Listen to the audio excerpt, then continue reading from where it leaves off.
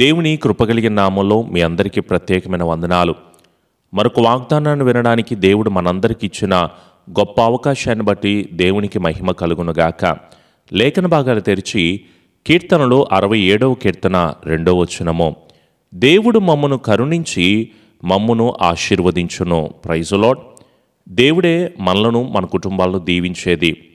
మనుషుల వైపు చూడకుండా దేవా మమ్మలను ఆశీర్వదించు తండ్రి, మా కుటుంబాలకు క్షేమాన్ని కలుగు చేయయ్యా. మేము పడుతున్న బాధలు, సమస్యలు, వేదనలు, ఇబ్బందుల నుంచి మేము బయటపడాలనుకుంటున్నాం. దయచేసి మమ్మల్ని ఆశీర్వదించు అని అడిగితే ఆయన తప్పకుండా నిన్ను, నీ కుటుంబాన్ని, నీకు కలిగిన సమస్తమును దేవుడే దీవించగలడు. మరి అడుగుతున్నావా, దేవా నన్ను దీవించు అని? మీరేమో ఫలించండి, అభివృద్ధి పొందండి, విస్తరించండి, ఉన్నతమైన స్థితికి వెళ్ళండి దేవుడు చెప్పట్లేదా?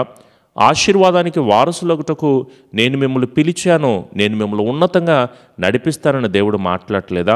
మీరింకా బహుగా ఫలించాలని నేను ఎంతగానో ఆశపడుతున్నానని దేవుడు చెప్తుంటే మరెందుకు దీవించబట్టలేదు? మనము ఎందుకు ఆశీర్వదించబట్టలేదు?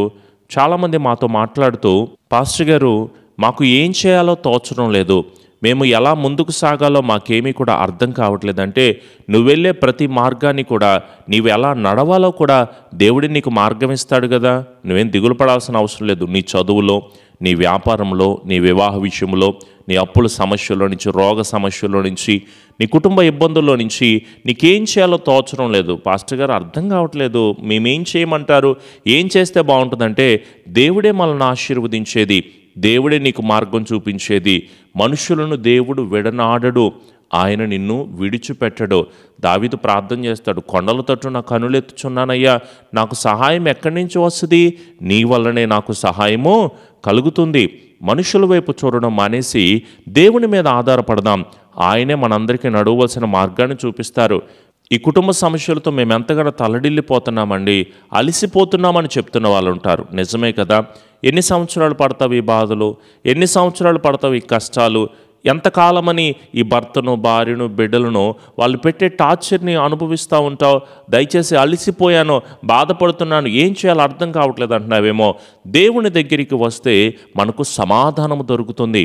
అవును, సమాధానకర్త అయిన దేవుడు నీకు విశ్రాంతిని కలుగు చేస్తానంటున్నాడు, నీకు కృపనిస్తానంటున్నాడు.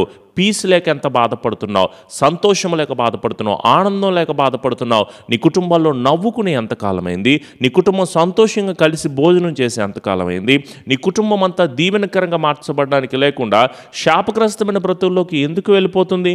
నీ కుటుంబం ఎందుకింత కష్టం అనుభవిస్తుందంటే ఆయన దగ్గర లేరు, మీరు ఆయనని వేడుకోవట్లేదు. ప్రభువునందు ఆనందించుడి, మరలా చెప్పుదును, ప్రభువునందు ఆనందించుడి. ఆయన వాక్యంలో ఆనందించట్లేదు, స్తుతించడంలో ఆనందం వెతుక్కోవట్లేదు. ఈ లోక సంబంధమైన డబ్బుతో, పేరుతో, ఆస్తితో, హోదాలతో, వస్త్రాలతో, బంగారంతో వీటిలో ఆనందాన్ని వెతుకుంటున్నావేమో.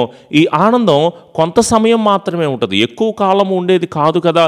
మరి అలాంటన్నప్పుడు దేవుని దగ్గరికి వచ్చి, ప్రభువా నాకు రియల్ జాయ్ని అనుగ్రహించు, నిజమైన సంతోషము నేను కనుగొనాలి ప్రభువా, దయచేసి నాకు నేర్పించు అని ఆయన అడిగితే తప్పకుండా యెహోవా ఉత్తముడని రుచి చూచి తెలుసుకుంటే మీరు ఆయన యొద్దకు వస్తే మీకు సమాధానం కలుగుతుంది, మేలు కలుగుతుంది, మీ కుటుంబంలో అలజడుల నుంచి విడుదల పొందుకుంటారు. ఆయన యొద్దకు వచ్చిన వారికి దేవుడు సమాధానమైన కృపనిస్తాడు కదా. చాలామంది మేము కష్టాల్లో ఉన్నాం పాస్టర్ గారు, మేము పాపాలు చేస్తున్న వాళ్ళుగా ఉంటున్నాం, దేవుడు మమ్మల్ని క్షమిస్తాడా? అనేక తప్పులు చేశాం, దేవదోషణం కూడా చేశాము, దేవుని సన్నిధికేమో రాము, ప్రార్థన చేయము, దేవుడు నన్ను క్షమిస్తాడా అంటే తప్పకుండా నువ్వు ఏ స్థితి కలిగిన వాడివైనా, ఏ పాపము చేసిన వాడివైనా, ఎంత భయంకరమైన పొజిషన్ కలిగిన వాడివైనా సరే దేవుడు నిన్ను తప్పకుండా క్షమిస్తాడు. తల్లిదండ్రుల పట్ల విరోధంగా ఉన్నావేమో, నీ భర్తకు, నీ భార్యకు విరుద్ధమైన పనులు నువ్వు చేసావేమో, వ్యభిచార సంబంధమైన కార్యకలాపాలకి, మత్తు పానీయాలకి, అనేకమైన వ్యసనాలకి అలవాటు పడిపోయావేమో.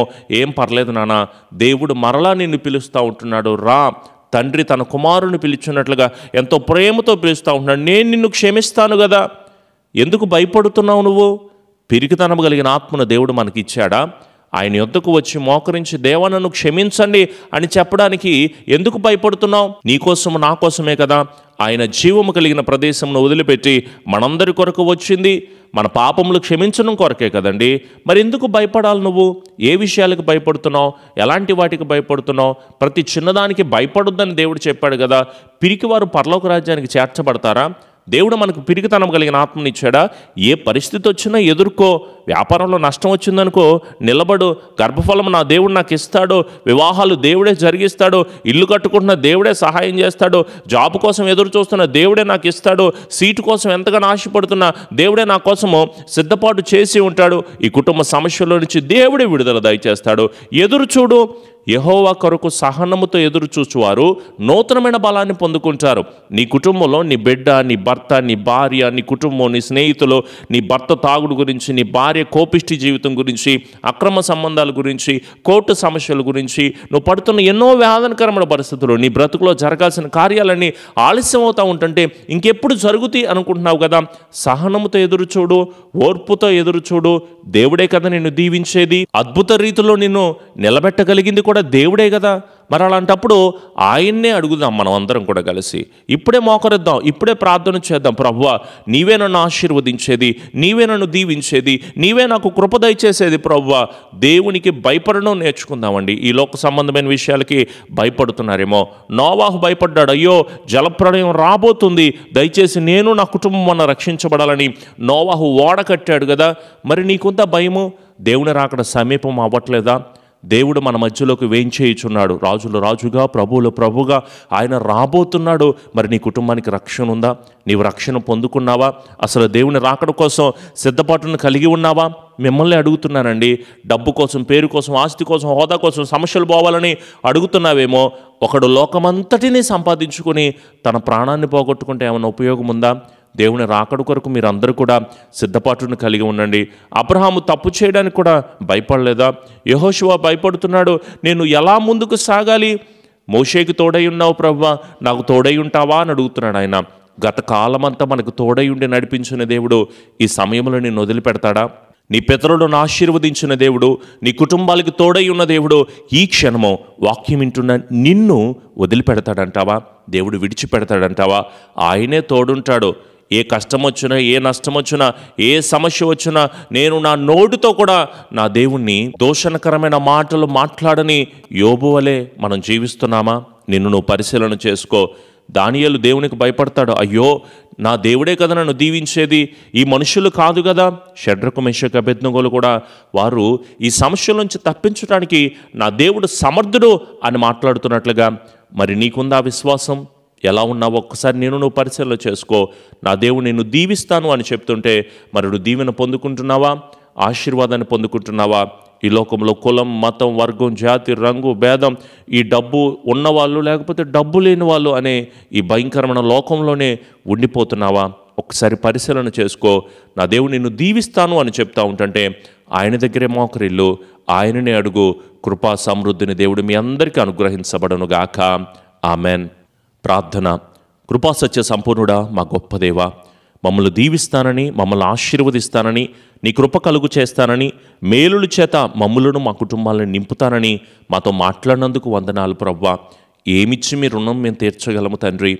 విరిగి నలిగిన మనసుతో నీ సన్నిధిలోనే మోకరిల్లి ప్రార్థన చేస్తున్నామయ్యా. దయచేసి మమ్మల్ని ఆశీర్వదించండి దేవా. మమ్మల్ని కరుణిస్తానని, మా కుటుంబాల్లో విడుదల కలుగు చేస్తానని, మేలుల చేత నింపుతానని, దేవునికి భయపడుతున్న వాళ్ళని ఆశీర్వదిస్తానని మాతో మాట్లాడినందుకు వందనాలయ్యా. నిజమేనయ్యా, మేము చాలా అలసిపోతున్నాము తండ్రి.